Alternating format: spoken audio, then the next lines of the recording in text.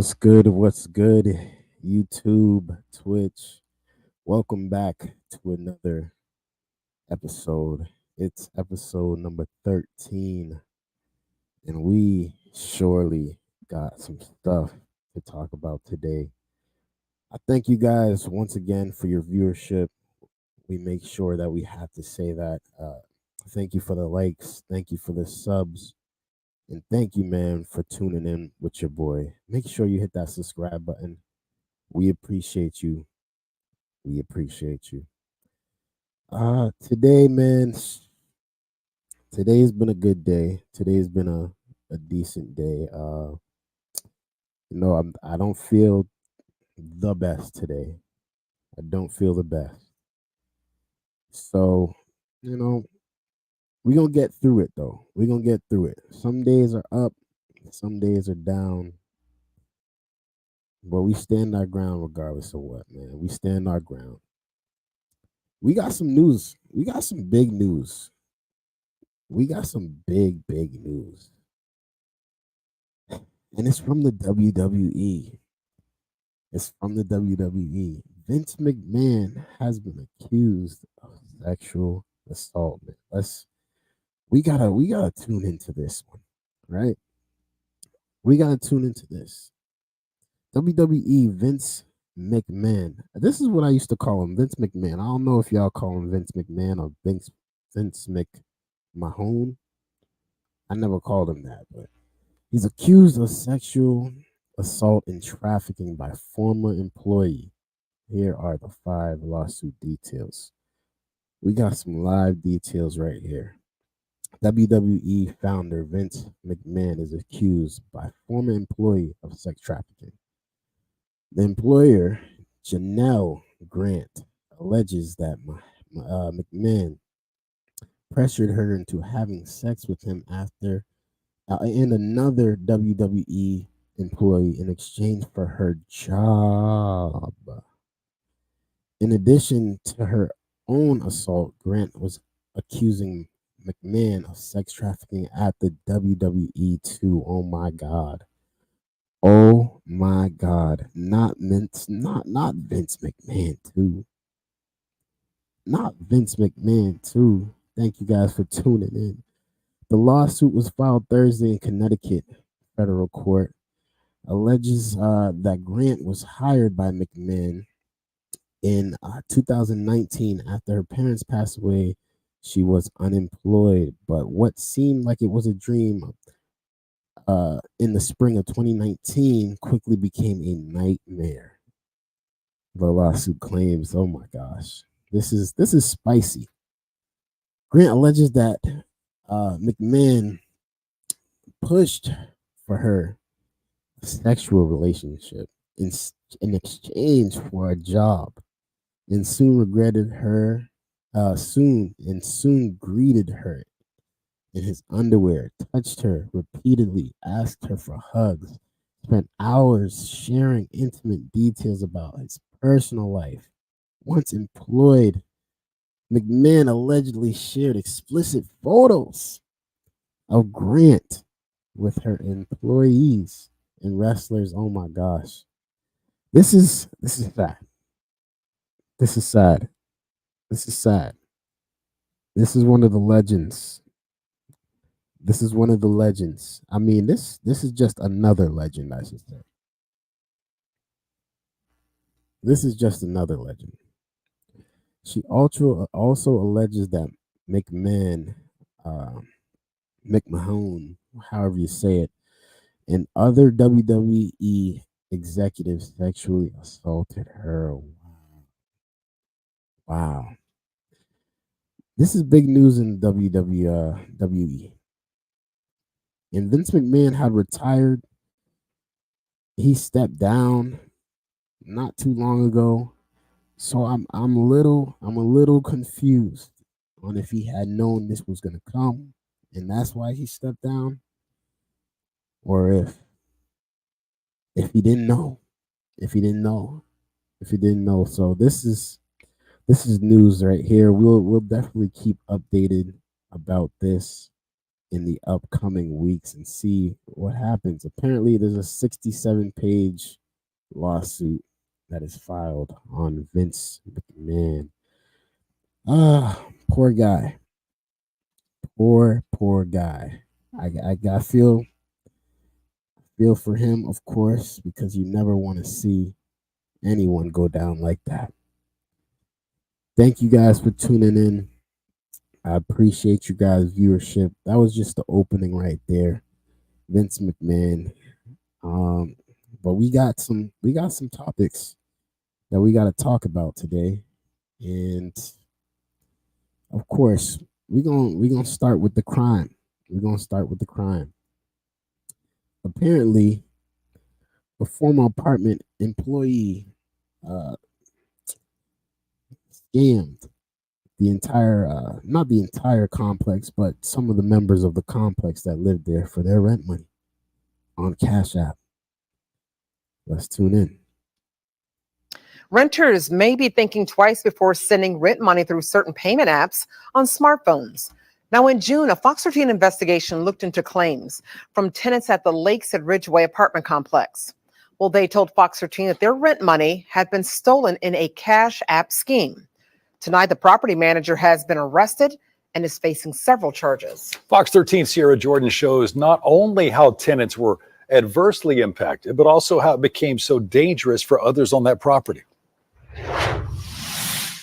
Tenants at this apartment complex here at the Lakes at Ridgeway said they had their rent money stolen through Cash App through their former property manager, Erica Norris. Now, I spoke to a former property manager who said he worked closely with Norris. He said he was shocked to find out this was happening right underneath his nose. But Cash App is never. First of all, why are you paying your rent in Cash App? That's a red flag immediately.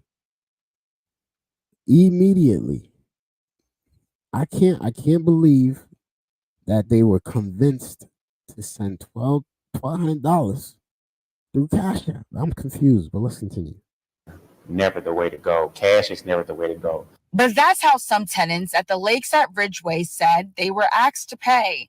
But that money may have not ended up in the complex's account. Records show a tenant called the leasing office to pay her rent. Erica Norris, who was the property manager at the time, reportedly texted the tenant back from another number requesting the rent through Cash App, not to the complex, but to an account called Motion Taken. Records show the leasing office never. They sent it to a place called Motion Taken. I mean, come on, y'all. It can't just be me. It can't just be me. How you do that and how you expect not to get caught? You don't think somebody's going to realize that $1,200 is missing from their rent roll? She's wild.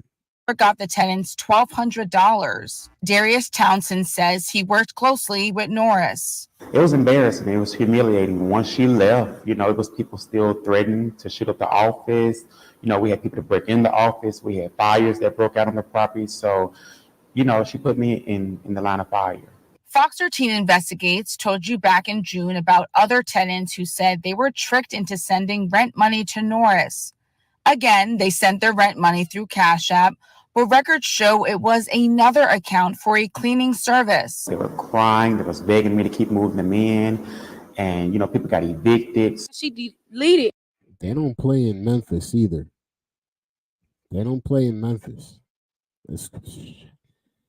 Jeez, man. My portal, so I won't be able to see. She stole, the money. Fox 13 reached out to the owner of the Lakes at Ridgeway. Sammy Soro says after they fired Norris last summer, she continued to call tenants for their money. Because we messaged them, we hung up papers, and we let them know, don't trust Erica. She tries to contact tenants, and she tries to scam stuff, I think she's tried to come into the property a few times to steal stuff, stoves and stuff, but we put up a gate. But I mean, she's definitely on to the next person. Erica Norris is charged with theft of property and computer crime for one tenant. Now, we reached out to Memphis police to find out if she was charged with the other accusations tenants made. They say the investigation continues. Now, Norris will be in court tomorrow at 9 a.m. That is wild. That is wild. Scamming is $1 billion industry. And she probably made a good 10 to 20 bands. She probably made a good 10 to 20 bands. I understand. Wow. But I would never do that. I would never do that. Thank you guys for tuning in. I appreciate you guys and your viewership, man. Make sure you guys leave a like on your way in, and make sure you guys leave a like on your way out. I appreciate you guys for tuning in, man. For those who are watching the live, and for those who are not, who are watching the replay, you know what I'm saying? I appreciate you guys either way. But we got another video. We got another video to get into. Apparently Oakland has been going crazy and with the crime, to the point where they breaking into burger shops. Let's tune in. People who live and work in East Oakland are disappointed to hear the only In-N-Out in the city is closing later this year. That's right. The popular burger restaurant saying car break-ins and violent theft is to blame. KTVU's Crystal Bailey today took a look at what's being done to curb violent crime right near the airport. She's here in studio with the story. Crystal. Well, Oakland police say they have a crime reduction plan in this area, and they've seen progress. Meanwhile, customers tell me they aren't shocked to hear the restaurant is closing its doors. A security guard at the In-N-Out today told me she's seen up to 10 break-ins in a single day. But residents say it's too little, too late. The In-N-Out in Oakland is located in one of the hotspot areas for crime, near 98th Avenue and Hagenberger. It's an area criminals know they can find unsuspecting tourists coming from the airport. Although In-N-Out says it's been a profitable location for 18 years, they just can't ask their employees or customers to work and visit an unsafe environment. They have my man on camera taken out of somebody's car. This is wild. I thought they was going in there trying to steal money from the employees and trying to steal burgers and french fries. That's what I thought they was doing. But they actually robbing the cars. That's different. You can't even leave your car right here to go in there. Within 1 minute, your stuff is getting smashed. I love this place. I hate to see it go. On Sunday morning, as In-N-Out announced its closure, Oakland police say they arrested someone for removing an ATM from the wall at the Bank of America, less than half a mile away. And just a couple hundred feet away at the Raising Cane's on Hagenberger, a manager says they were forced to close their indoor dining area and provide employees with a secure fence for parking, all due to break-ins. It seems like another thing is closing in Oakland, another thing is leaving Oakland, all this stuff. And I get it now. You know what I mean? People ain't trying to deal with this, but you know, we're the ones, especially us East Oaklanders, like we really suffer. Oakland residents.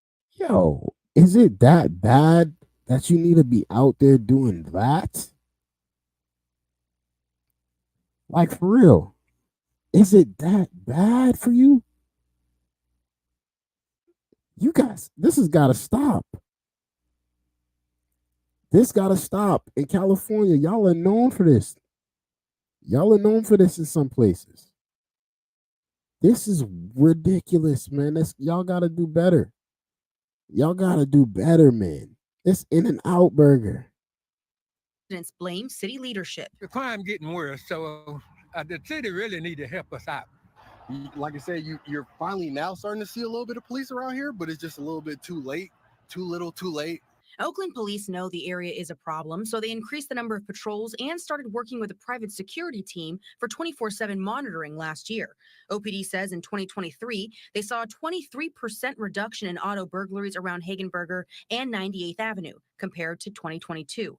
And despite all the effort, after the In-N-Out on Oakport Street closes in late March, customers will have to travel to Alameda or San Leandro to get their double-doubles. I hate to go way out of the way when I can go right here. And even though they're closing in. Yo, this is crazy. I can't lie, man. I never heard of crime so bad that you had to close your burger shop, your McDonald's, your In-N-Out. I never heard that. I never heard that. Man, y'all pray for California, man, because this is crazy. This is crazy. Again, I thank you guys for tuning in to another live stream. It's your boy Dgotsauce, man. I appreciate your viewership. I appreciate you guys. We got a few more topics to get into, and it's. I think it's time for us to. I think it's time for us to get into the money. I think it's time for us to get into the money. We're gonna talk about this. This guy is. I'm not sure exactly what he does, but he lives in California. He lives in California, Orange County, and he is a Googler.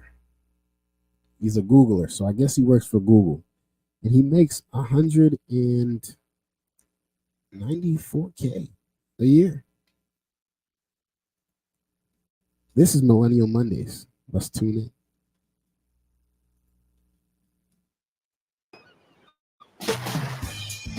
I try to live as frugally as possible without compromising the quality of my life. My parents always really pushed me towards education as well Sorry, this is Gen Z money. as taught me about investing at a very young age. And I think this is what really pushed me towards trying to achieve financial freedom as soon as possible. My name is Ethan Lindley. I'm 22 years old. I make around 22-year-old. Word. I like $194,000 per year as a software engineer at This is millennial money. I love it. Let's go. Google, living in Orange County, California.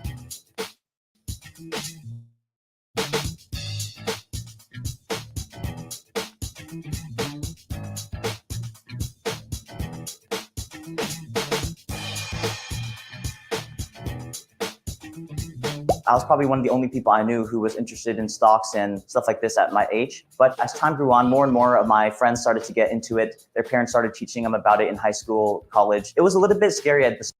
So he's a software engineer. He gets bonuses and he gets stocks. $30,000 worth of it in Google. That's nice. That's nice. But I think I really grew for it to become a passion of mine.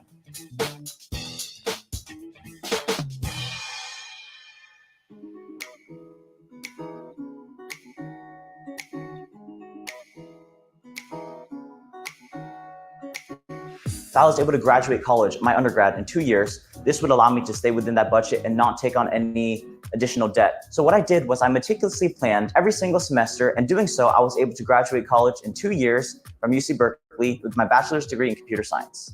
The biggest sacrifice I made was I was not really able to enjoy any of that traditional undergraduate experience. All in all, though, I would say that it was definitely worth it, as it was able to put my financial goals ahead and really get me started on a journey towards financial independence. And I would make the sacrifice again any day. Listen, you gotta respect that. You gotta respect that.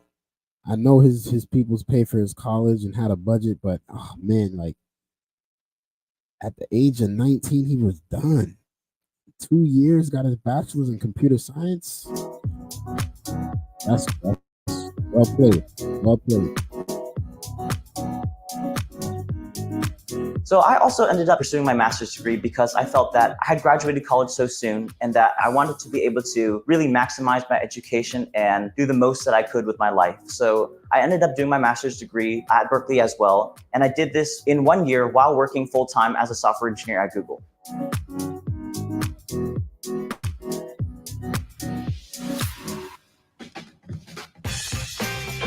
It has always been a lifelong dream for me to work for Google. If I could get into Google, my life would be complete. Eventually, I was able to make that dream come true.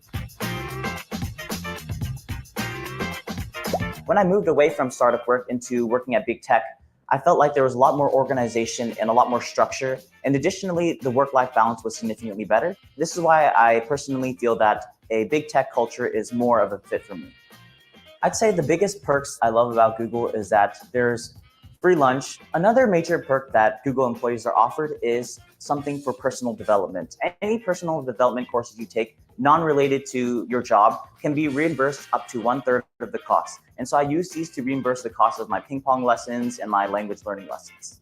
I would say through using perks at Google, I'm able to save close to $4,000 per year.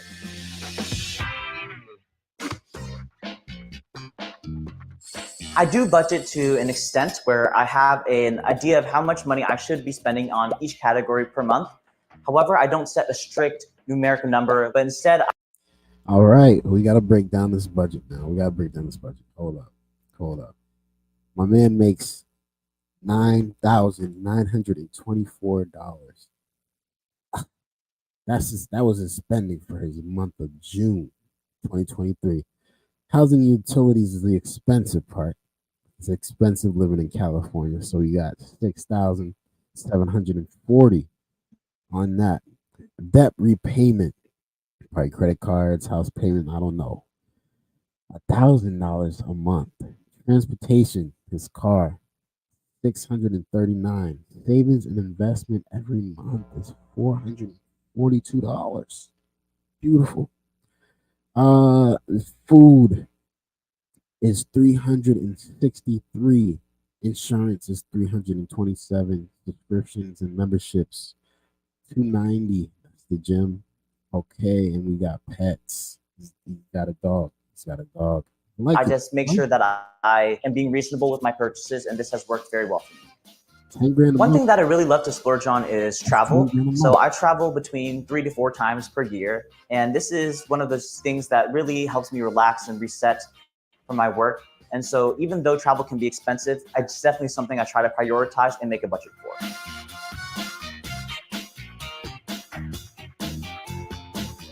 I primarily eat takeout and I cook at home, but not often. A lot of my meals, though, I do eat at Google. So this is able to save me some part of my grocery bill each month. For transportation, I do drive an electric car, so this saves me a lot of money on gas. However, my electric bill is a little bit high because I charge my car at home. So for the last month, my electricity bill was close to $200.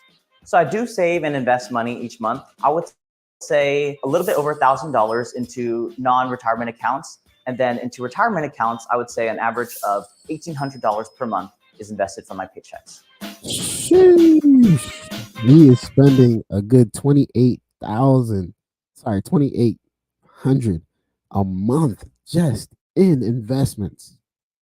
That is some great money to be going into some investments. So I respect it.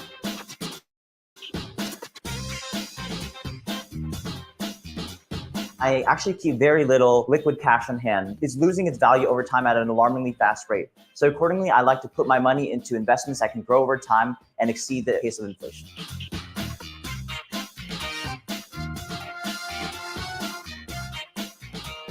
My biggest financial mistake by far was over-leveraging into cryptocurrencies towards the end of 2021, where it had a very big crypto pump. In doing so, I was really investing money that I didn't have, and my losses were significantly amplified. So this mistake cost me upwards of around $80,000.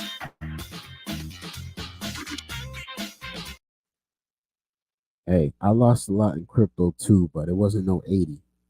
It wasn't no 80. I still believe in cryptocurrencies as a whole. However, I do think that a lot of these altcoins can be very risky, and I avoid putting any money into these now. As my net worth and investment portfolio has grown, my risk tolerance has definitely decreased quite a lot. I invest fairly cautiously now. I invest mainly in ETFs and real estate, and these have worked very well for me over the past couple of years. Very smart, guy. Very smart. I own 2 properties, one investment property that I have in Florida, and my current primary residence that I live in right now.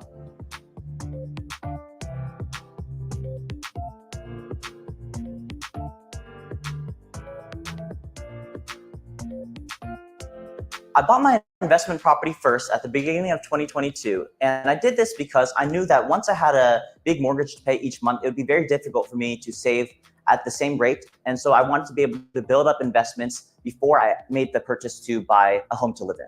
I saved up to buy my first home by living with my parents and living very frugally. I was able to save about 95% of my income by not doing many expensive activities and just really staying at home, even though I was making a 6-figure salary.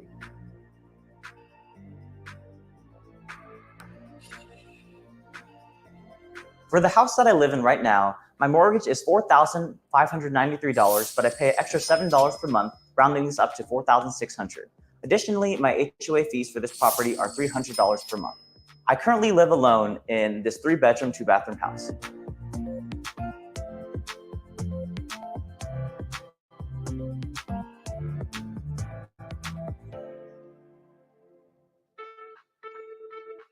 My current goal is to retire at 35 years old. This may seem like a very young age for a lot of people, and it is, but for myself, I really want to have more time freedom and the ability to pursue the passions and hobbies that I really want to do with my life.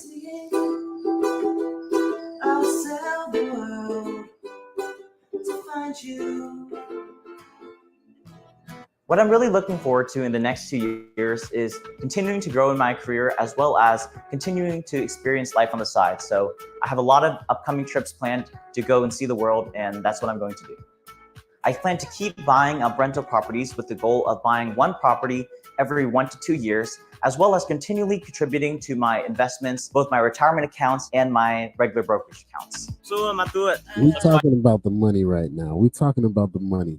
And this guy right here, he is killing it. He's killing it. I can't lie. He's got a future ahead of him. He's got a big future ahead of him. Y'all got to check that video out, man. Make sure y'all get y'all budget right so we can be millionaires too. You already know how we're doing it this year. Thank you guys for tuning in, man. Thank you guys for tuning in. It's your boy Dgotsauce. We gonna move on. We're gonna move on. I love talking about the money, of course, because, you know, who doesn't want to be rich? Who doesn't want to get to this bag? Who doesn't want to make these monies, this millions, you know? We all working hard. We all trying to make it. And it's important for us to all learn the right way of doing things so we don't lose it when we got it.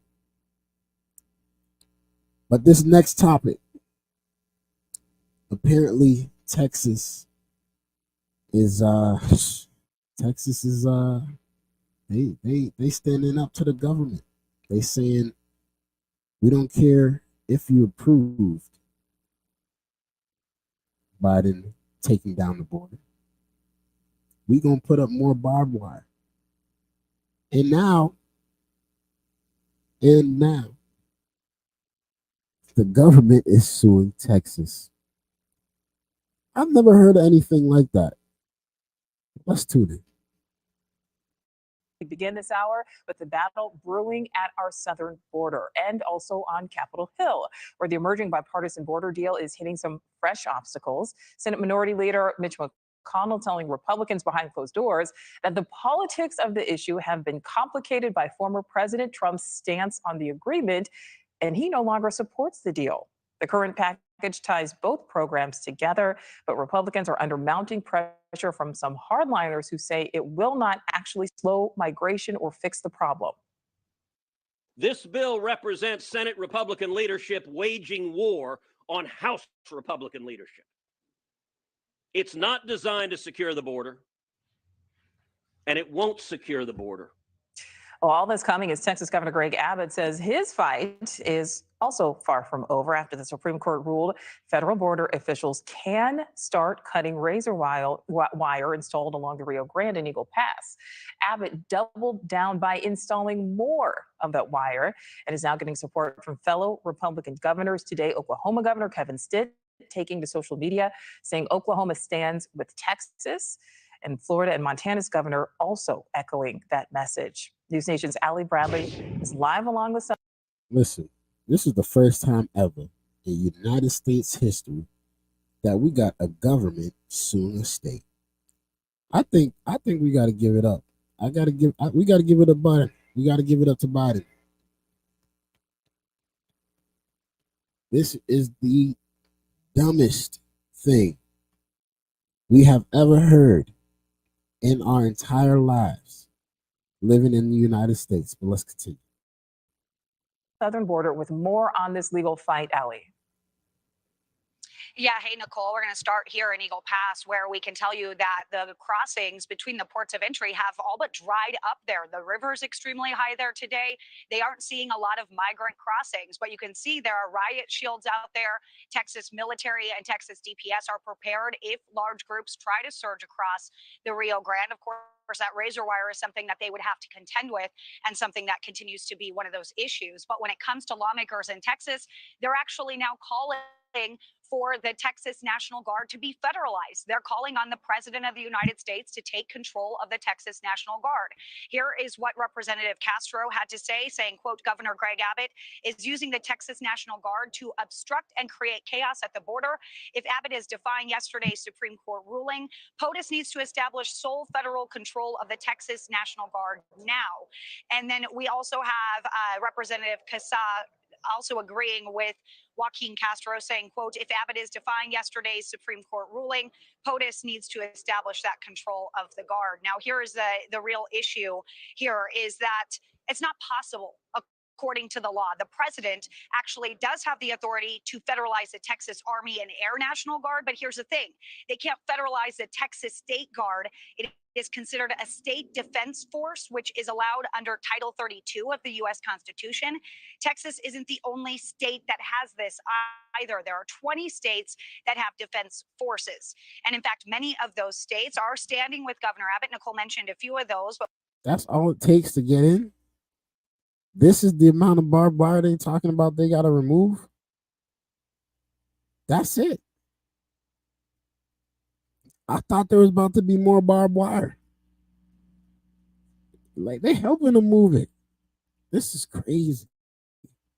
But more than a dozen governors, now 14 of them, have come out in support of Abbott's efforts to secure the border. Lawmakers across the country weighing in on this issue that they feel impacts not only just Texas, but the nation as a whole. Here's what Congressman Chip Roy told News Nation about it. I think Governor Abbott ought to go as far as he can to do what is necessary when the federal government is failing, endangering our people, fentanyl pouring in, empowering cartels, criminals getting in, terrorists getting in. We cannot do that. We've got to end it, and we got to end it now. All right. So when it comes to the state guard and what's going on down there, some state lawmakers and candidates for state house, Nicole, are now calling for Governor Abbott to double down on strengthening and fortifying the state guard. Now, when it comes to what's next for Governor Abbott, DHS sent that second letter saying that they want. I can't believe families are literally bringing their families and bringing their kids and forcing their kids to come through. They're probably, that's tough. Barbed wire is no joke. I can't believe they're actually like risking it like that, like just to get past, just to get to this side. That's all they want to do. Want access to Shelby Park, demanding that the state of Texas provide that full access. Now, they have until tomorrow by the end of day, Nicole, to open up that park. The consequences not listed in that letter. So I guess we'll find out what happens if Texas doesn't concede here. Thank you for watching. Go to newsnationnow.com to find News Nation on your television provider. And don't forget to click the... Texas ain't backing down. You got to respect their governor. You got to respect their mayor. They are standing together against this nonsense. Pretty much. And you got to respect it. You got to respect it. Thank you guys for tuning in, man. I appreciate y'all for watching, for tuning in and with your boy. Make sure you guys leave a like on the stream. Make sure you guys leave a like on your way out. And hit that subscribe button for your boy, man. I appreciate y'all again for your viewership. We got one more topic to get into, and then we're going to get out of here. We're going to call it a night. And this one actually hits home. This one actually hits home. And yeah, you got it right. You got it right. Let's tune in. Getting a stunning look at the migrant crisis in our state. This piece of video shows dozens of migrants lined up, sleeping on the floor of Terminal E at Logan Airport. WBZ's Louisa Mueller is live for us at the State House tonight. Louisa, the video that we just showed was taken just a few days ago. So are the migrants still there at the airport? David, I am told they are back there tonight, but they weren't there this morning when I visited. Now, the migrants have told my contacts themselves that they're getting on buses and leaving during the day and coming back in the evening. So we asked lawmakers, is there a coordinated effort to move the migrants during the day? And what does that cost? And their answers were somewhat ambiguous. Last week, our camera captured dozens of families sleeping on the They're in Boston now. They're in Boston. They made it to Boston. They took a flight from New York and Chicago, and they landed in Boston, Massachusetts. And we don't have any shelters for them at the moment, so they're sleeping in the airport. This is nuts. floor of Terminal E at Logan. Little ones toddling across the floor and babies. The issue isn't new. Massport officials said migrant families were sleeping in Logan in November, but the numbers are startling. Some estimate more than 100 folks. There's lots of children, a lot of children. Medford woman Katura Dews has been visiting the airport, providing resources to the families and speaking with them. A lot of well care stuff, because a lot of them, while they're at the airport, they don't have access to a shower. So there's like some shower wipes, little towels just to clean up while they wait. With the state proclaiming that there's no... This is insane. This is just bringing a bunch of homeless people into the airport. I'll be honest with you. They don't have nowhere to bathe. They don't have nowhere to... They got a place to brush their teeth at least. They don't have nowhere to bathe. What are they supposed to do? What are they actually supposed to do? This is in Boston, Massachusetts. This is wild. Room to house more migrant families in emergency shelters. The question is, where are they going during the day? When we visited Terminal E this morning, it was empty. We asked Governor Healy about it. Is state police overtime being used, or are there state efforts to move them from the airport and then bring them back to the The airport? airport's been a wonderful partner, and I really want to thank the folks at the airport for the tremendous job they've done, including members of the state police who are working their regular shifts, but who are managing the inflow and outflow of folks from the airport. Sources tell our I-team that state police are using overtime to cover the overnight shift at Logan. One thing is for sure, Healy says a fix can only come from Washington, and her tone suggested she's losing patience. We need DC to act. We need Congress to act. The path is there in terms of what needs to be done to fix the border situation, to change some of the asylum processes, and to get much needed funding to interior states who have had to shoulder the burden for a problem that is geopolitical and is not the state's making. That is insane. Ladies and gentlemen, boys and girls watching at home, I hope you got some work ethic. I hope you still got some hustle in you, because all these people that are coming in, they're looking to take your job. They're eventually looking to learn English, and they're looking to take your job. They're looking to go into your schools and learn and kill it and become very, very successful, because they know exactly where they came from and where they could possibly be if they work hard in America. Insane. Let's finish this video off. Governor estimates that this crisis could cost our state close to $1 billion next fiscal year. Coming up, it's... I need some of that money. $1 billion.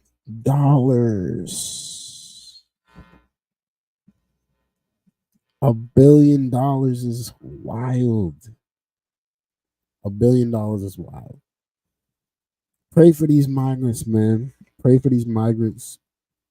You know, we don't want to see anybody get harmed. We don't want to see anybody, die.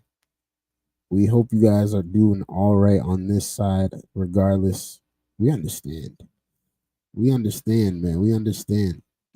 But good luck. Good luck. We appreciate you guys for tuning in. This is episode 13, and it was a good one. I wasn't here too long with y'all today, but it is what it is. We'll be streaming again very, very soon. Maybe hopefully over the weekend we can get a stream in. You know what I'm saying? But until next time, I love you guys. Take care. Enjoy the rest of y'all week. If I don't see you, peace.